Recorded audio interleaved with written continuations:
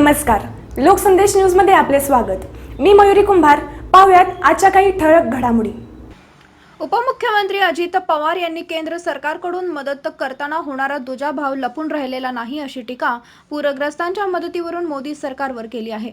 आपण मागणी करताना साधारण जे काही नुकसान झालं असतं त्या अनुषंगाने मागणी करत असतो। किती निधी द्यायचा हा अधिकार केंद्राचा आहे असं देखील अजित पवार म्हणाले। आपण मागणी करताना साधारणपणे जे काही नुकसान झालं असतं त्या अनुषंगाने मागणी करत असतो। किती निधी द्यायचा हा अधिकार केंद्राचा आहे। एक गोष्ट खरी आहे की राज्यांनी काहीही न मागता तातडीची मदत म्हणून हजारो कोटींची मदत जाहीर केली।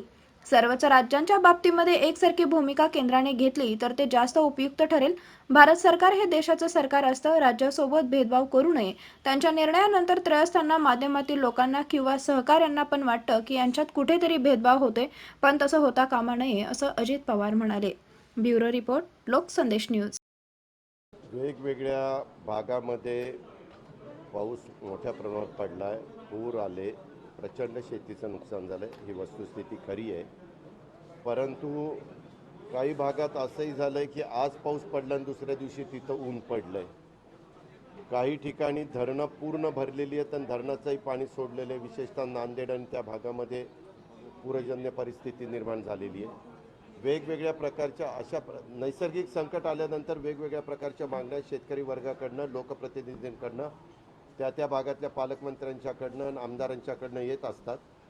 त्या सगळ्या मागण्या आलेल्या आहेत, येत आहेत। त्याच्याबद्दलचे संपूर्ण जिल्हाधिकारी आणि विभागीय आयुक्तांच्याकडनं माहिती मागवलेली आहे आणि मुख्यमंत्री महोदय स्वतः, मी, विजय वडेट्टीवार, आम्ही सगळेजण तिथं बारकाईने लक्ष ठेवून आहोत। त्याबद्दल आजपर्यंत महाविकास आघाडीचं सरकार ज्यावेळेस सत्तेवर आले तेव्हापासून अशा प्रकारची संकट आली तर त्याच्यातून पुन्हा कसं शेतकऱ्याला उभं करता येईल, पीक कर्ज, विशेषतः पीक विम्याचे पण पैसे कसे त्यांना मिळवून देता येतील, त्याच्याबद्दल पीक विम्याच्या अधिकाऱ्यांशी आणि कंपन्यांशी पण संपर्क साधला।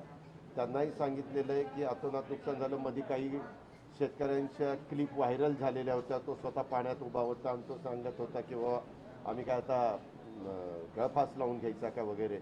त्याच्यामुळं सगळ्यांच्याच लक्षात आलेलं आहे की प्रचंड पावसाच्या पाण्यामुळं संपूर्ण जमिनीमध्ये किंवा शेतामध्ये पाणी साठलेलं असल्यामुळे आता तिथं कुठलंही दुसरं काही पाहायला मिळत नाही।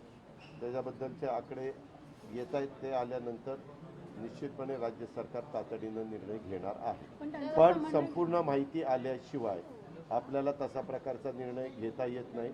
NDRFचे पण काही नॉर्म्स आहेत, SDRFचे पण काही नॉर्म्स आहेत, त्याच्याही बद्दल आम्ही सगळे परवा दिवशी बसलो होतो, काल पण त्याच्याबद्दल बसलो होतो आणि जिथं नुकसान झालेलं आहे तिथं मात्र आग्रही मागणी ही वस्तुस्थिती मी नाकारत नाही।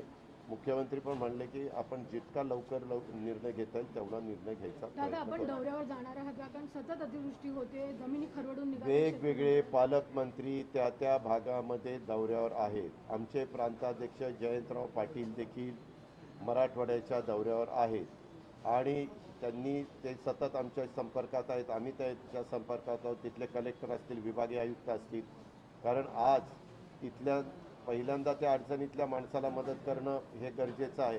त्याच्यामुळे मुख्यमंत्री आणि मी मंत्रालयामध्ये बसून हे गोष्टी सगळ्या करतोय आणि बाकीचे आमचे सहकारी, आता धनंजय मुंडे तिकडे फील्डवर गेले होते, वर्षा गायकवाडांनी पण काही VCवर मीटिंग घेतल्या, काही तिथे शंकरराव गडात गेले होते।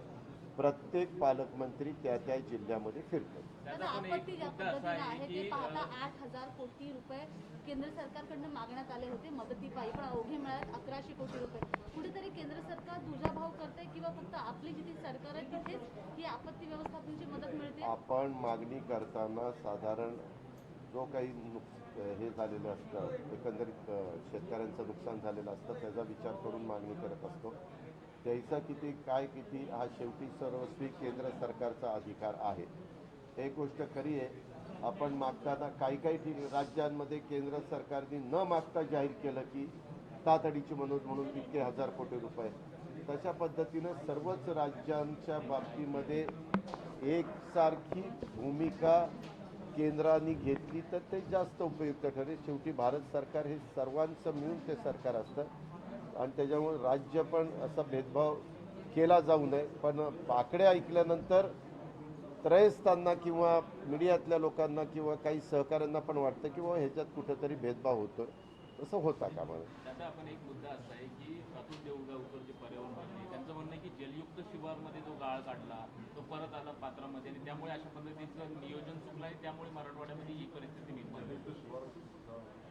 मला एक सांगावं, त्यांचं जर तसं म्हणणं असेल तर आपल्या कोल्हापूर, सांगली, रायगड इथं मध्ये सुरुवातीच्या काळामध्ये जे प्रचंड पूर आला त्याला काय कारण आहे?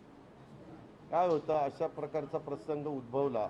आता हाही संशोधनाचा विषय होऊ शकतो, चौकशीचा विषय होऊ शकतो, पण आज तिथल्या माणसांना पुन्हा एक आधार देणं आणि त्यांना सरकार त्यांच्या पाठीशी आहे, सरकार आपल्याकरता प्रयत्न करत आहे. पीक विमा कंपन्यांना सांगता, आता कालच पीक विमा कंपन्यांना 950 कोटी रुपयाचा चेक तिथं देण्याचं काम आम्ही केलं. अशा पद्धतीनं आमचाही प्रयत्न चालू आहे. आम्ही सतत कृषी विभागाशी, दादाजी भुसे असतील, डवले असतील, या सगळ्यांशी बोलतोय आणि त्याच्यातनं मार्ग काढतोय. पण तुम्ही जो प्रश्न विचारला तशा प्रकारे माझ्याही वाचण्यात आलं, माझ्याही ऐकण्यात आलं. आता तो नंतरचा विषय आहे की बाबा खरंच एक गोष्ट खरी आहे, ज्यावेळेस आपण तलावातला गाळ काढतो त्यावेळेस तलावातला गाळ काढल्यानंतर तलावाच्या वरच्या बाजूला जिथं कॅचमेंट एरिया असतो तिथं तो गाळ कधीच टाकायचा नसतो, तो खालच्या बाजूला टाकायचा असतो. आता बऱ्याचदा तलावातला गाळ आमचे शेतकरी त्यांच्या स्वतःची जमीन भरण्याकरता किंवा जे मुरमाडी जमीन असेल किंवा जिथं माती भरल्याशिवाय पीक येऊ शकत नाही अशा ठिकाणी ते घेऊन जातात आणि ओढा खोलीकरण, सरळीकरण, रुंदीकरणाचा जो कार्यक्रम झाला किंवा अनेक पाणी फाउंडेशन वगैरेंनी कार्यक्रम त्या ठिकाणी घेतले, त्याच्यामध्ये ते चर काढले गेले आणि तिथली माती तिथंच बाजूला त्या ठिकाणी लावली गेली. परंतु काही काही भागामध्ये एका दिवशी 6-6 इंच पाऊस पडला की तेवढा प्रचंड पाऊस कधी त्या भागामध्ये होत नव्हता आणि त्यामुळं ते ओढे नाले दुथडी वाहत होते आणि बहुतेक ब्रिज जे होते, पूल जे होते त्याच्यावरनं पण पाणी वाहत होतं. ते मात्र आपण सगळ्यांनी पाहिलेलं आहे. आता पाणी बऱ्याच अंशी ओसरलेलं आहे आणि पूर्वपदावर हळूहळू येते, पण शेतीचं खूप मोठं नुकसान झालं. सोयाबीनचं पिकाचं प्रचंड मोठं नुकसान झालं, काही ठिकाणी कपाशीचं मोठं नुकसान झालं. अशा पद्धतीने जी पिकं शेतामध्ये होती त्याच्यात मात्र प्रचंड नुकसान झालं. ही वस्तुस्थिती आता खरी. 30 सप्टेंबर पर्यंत आपण अनेक जागा भरणार होतो. सांगितलेलं 2 कॅबिनेट आधी की सगळे प्रस्ताव जे आहेत 30 सप्टेंबर पर्यंत द्यावे, कोणत्या विभागात किती जागा रिकाम्यात आणि त्या भरल्या जाव्या. आज 30 सप्टेंबर शेवटचा दिवस आहे. आज अजून आजचा दिवस मावळलेला नाही आहे. मी कालच त्याच्याबद्दल चीफ सेक्रेटरींना सांगितलं की ज्या ज्या डिपार्टमेंटचे प्रस्ताव आलेले असतील ते तुम्ही MPSCकडे पाठवून द्या आणि त्यांना तशा पद्धतीनं भरती करायला जे काही जाहिरात द्यायची असते, बाकीची जे काही प्रोसिजर करायची असते ती प्रोसिजर करण्याच्या करता तुम्ही सांगा, असं आपण त्यांना सांगितलेलं आहे. पण 30 तारखेपर्यंतची मुदत दिलेली होती. उद्याच्याला मात्र आपल्याला आढावा घेता येईल की कुठल्या कुठल्या डिपार्टमेंटनी आपली सगळी माहिती दिली आणि कुठल्या डिपार्टमेंटनी द्यायची राहिली. त्याच्यानंतर आम्ही ही त्याच्याबद्दल मुदत वाढवणार का मग आता पण? नाही, जोपर्यंत उद्याचे आकडे आमच्या समोर येत नाही तोपर्यंत आत्ताच लगेच मुदत वाढवणार म्हणण्याचं काहीच कारण नाही. दादा, महाविकास आघाडीच्या अनेक नेत्यांची ईडीकडून चौकशी होते, मात्र परमवीर सिंग असेल किंवा अनिल देशमुख नेमके कुठे आहेत, काय राज्य सरकारला माहिती आहे का? नाही, मला माझ्या माहितीप्रमाणे राज्य सरकारला माहिती नाही. दादा, केंद्र सरकारने 50,000 रुपये करोनाचे जे रुग्ण मृत्यूमुखी पडले त्यांच्या नातेवाईकांना द्यायला सांगितले, पण आता केंद्र सरकारने राज्यांना पत्र पाठवले, म्हणजे SDRF मधून ते पैसे द्यावेत.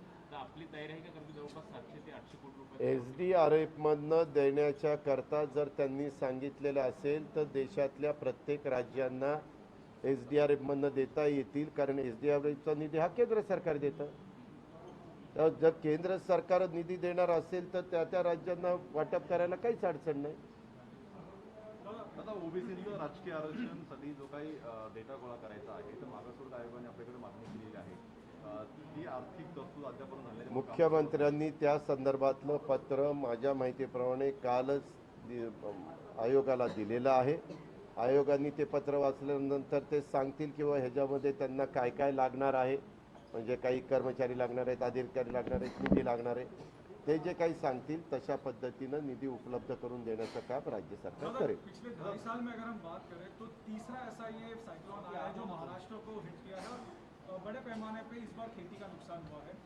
महाराष्ट्र की तरफ से सेंटर को मदद के लिए अभी तक 6 से 8 खत लिखे गए लेकिन उतनी मदद आ नहीं पाई है। लेकिन गुजरात का हमने देखा कि एक साइक्लोन आया था और इमीडिएटली उनको हेल्प आई, तो ये डिस्क्रिमिनेशन नहीं लगता आपको और इसके ऊपर महाराष्ट्र सरकार क्या करेगी? नहीं, ये तो सबको लगता ही है, लेकिन इसके बारे में अभी वो केंद्र में है, हम उनको रिक्वेस्ट ही करेंगे कि